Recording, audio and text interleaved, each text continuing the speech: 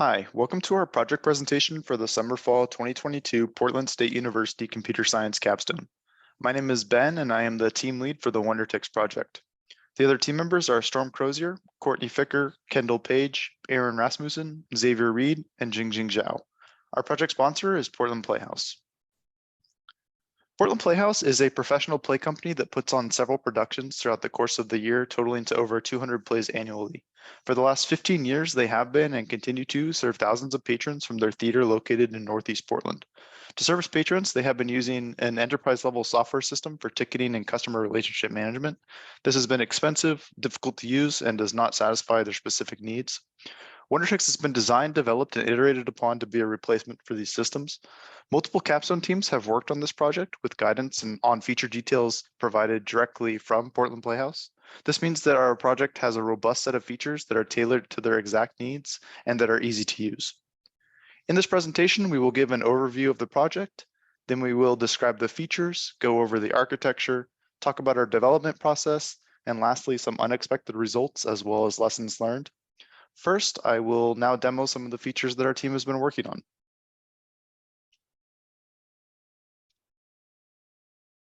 Okay, from the main page, you can navigate to the ticketing dashboard, scroll down and select Manage Ticket Types. Here you can edit, remove, add, and delete ticket types. I'll add a new type called New Type for $10 and no commission. That has been created. Going back to the ticketing dashboard, I'll go to Add New Events, create an event called New Event with a description and an image URL, add a showing. You can add multiple showings per event. I'll say that there are 100 total tickets available for this showing, and then you can add a ticket option. I'll say that there are 100 total tickets available for the pay what you can ticket option. You can add multiple ticket types per showing. Here you can also see that that ticket type that I just created is available to me. Select a date and enter a time. Save the showing, and then save the event. Here you can see that my event has been created. I can go back to the main page, scroll over, and see it created here. I can select the date of the showing, the time, and then the number of tickets that I would like. Because this showing has the pay what you can ticket type, the user enters the exact amount that they're willing to pay. I'll say $20 and add that to my cart, and then navigate to my cart. I can enter a discount code and apply that, and it gets applied. Proceeding to checkout, I'll enter a donation of $10 and then fill in some contact information for John Doe at 1234 Fake Street, and I can see my complete order item details here. Selecting next navigates me to the Stripe checkout page. I can see those exact order details as they were. I'll enter more information as well as credit card information. Select pay.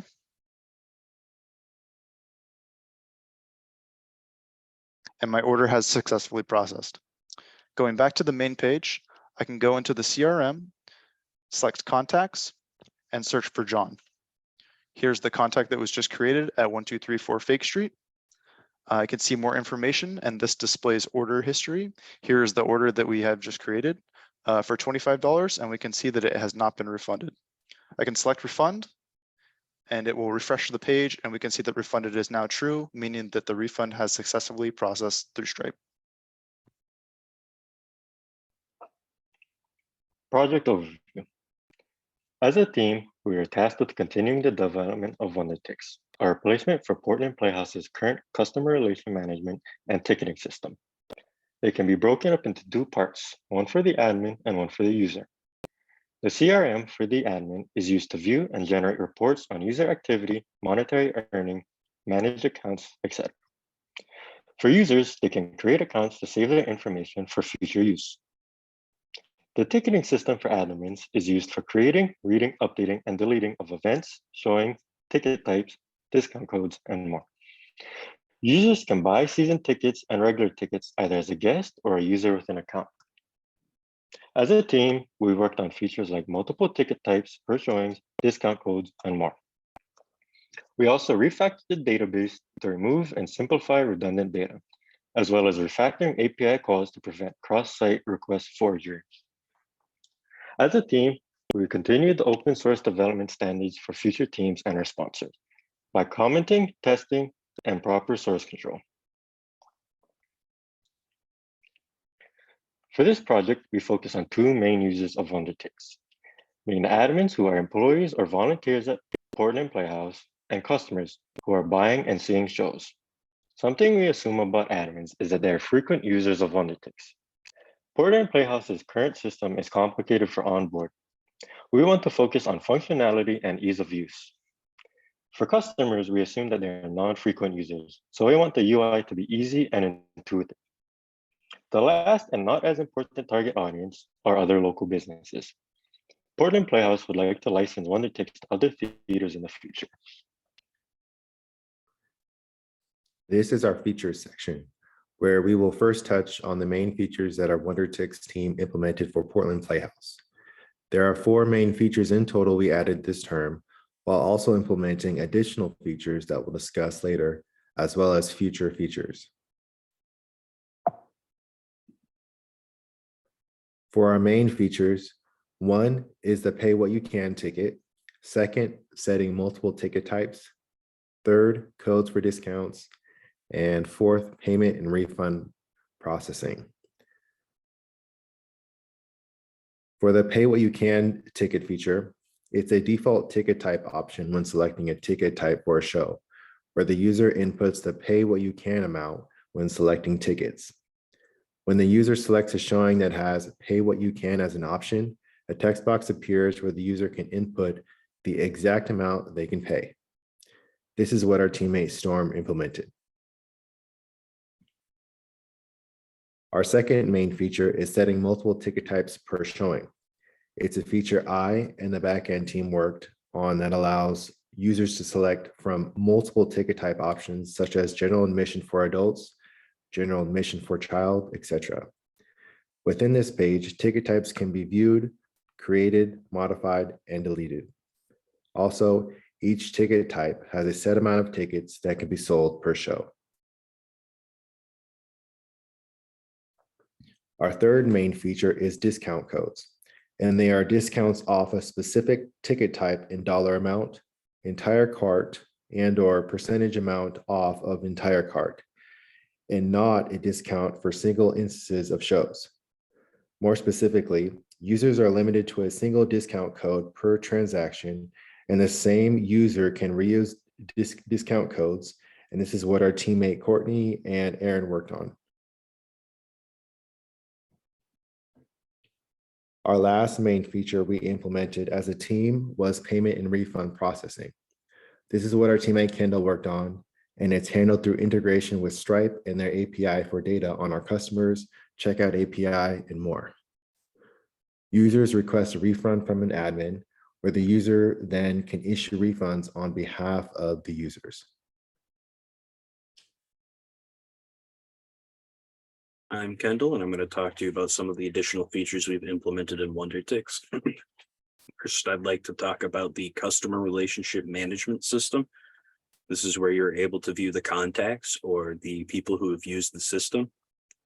You can view their purchase history and issue refunds from here. Additionally, this will be where administrative features and reporting will be once they are implemented, but they are not yet. We have ticketing implemented through Stripe. They'll handle all of the sensitive bank data and make sure that it is a transaction that is secure and then get you guys paid. Whereas before we just had all of the data set up so that it could be handed off to Stripe. We fully fleshed out the checkout as well, where they'll actually be able to type in their data and request, or I guess issue a order. You're also able to set and track the seating and necessary accommodations for each event. So you'll be able to view the required handicap and student seatings as well, and what's available. We also have a lot of synthetic data we were able to develop. That way we could fully test a lot of the API. that goes back into the database refactoring. We ironed out a lot of the edge cases, such as like orders, whereas before refunding wasn't really a concern when we were placing an order. A simplification. We ended up implementing it now, and we needed to test that with that synthetic data. There were also a lot of UI and visual bugs. Specifically, there were some where the menu buttons would require multiple presses to actually register input. It was a little frustrating. We also have some of the early features set up in the testing suite. A lot of the later ones were left out just because of time, but it's set up so that they can be implemented easily.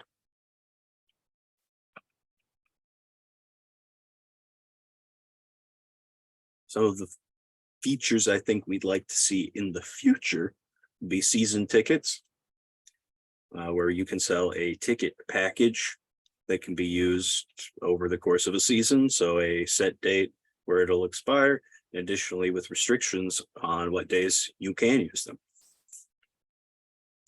Recurring donations and subscriptions. It would be pretty trivial to set up with the current Stripe system. I would be able to issue payments on a regular basis in the form of donations. Deployment on AWS is in the foreseeable future, but a step away. It's just out of grasp, I should say. After setting it up on the server, we'll have a little bit of growing pains migrating your current user data onto the server. And that feeds back into integration testing, where we'll really need to make sure that all of the features work well in the real environment with real data. It's important that we really get that and seal all the cracks before really pushing it to deployment. A necessary thing that will have to come from having a deployment on AWS will be setting up the Stripe webhook as well, where once a payment is issued, it's able to, through the Stripe API, tell us whether or not the payment was successful. Right now that's set up on the server side. It just needs to be set up through the URL once it's available. And finally, we'd like to see a ticket exchange where customers are able to trade tickets and recoup some of the cost for their tickets. Thanks. WonderTix is a web-based ticketing and customer management system designed to be accessed by any modern web browser. The project uses a user interface that is built in React and a Postgres SQL database to store its information. In between the two is an Express server serving data to the front end and passing new information back to the database. After coming to the project, we realized that a redesign of the existing WonderTix database was required in order to implement some of the features important to Portland Playhouse's daily operations. These things included refunds and ticket swaps, season ticket purchases, discounts, and restricted seating options. There are three major components to the database, which model the employees of Portland Playhouse, events and their tickets, and sales and customer relations management. In addition to creating accounts for all Portland Playhouse employees, we implemented a task system that allows for the creation of to-do lists and the identification of orders or donations that have an issue and require follow-up and resolution. The next portion models the events, showings, and admission tickets for all of the events that Portland Playhouse might offer. It allows for the designation of limited seating options for individual shows and the easy tracking of how many tickets have been sold and the resulting revenue. Lastly, the CRM section contains customer information and tracks all ticket sales and donations to Portland Playhouse. Customers can purchase tickets to a single showing or select from one of many different ticket packages. As a whole, the database models all the necessary aspects of Portland Playhouse's business and allows for detailed sales reporting while remaining flexible enough to accommodate any future business needs.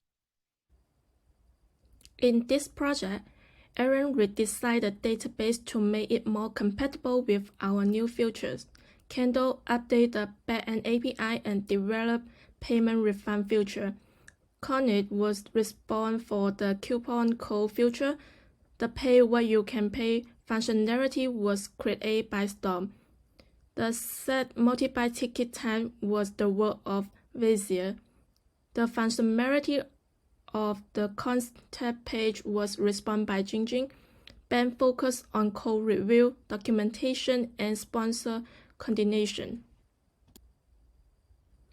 At the beginning, we spent 2 months onboarding while the previous team was still working on the project.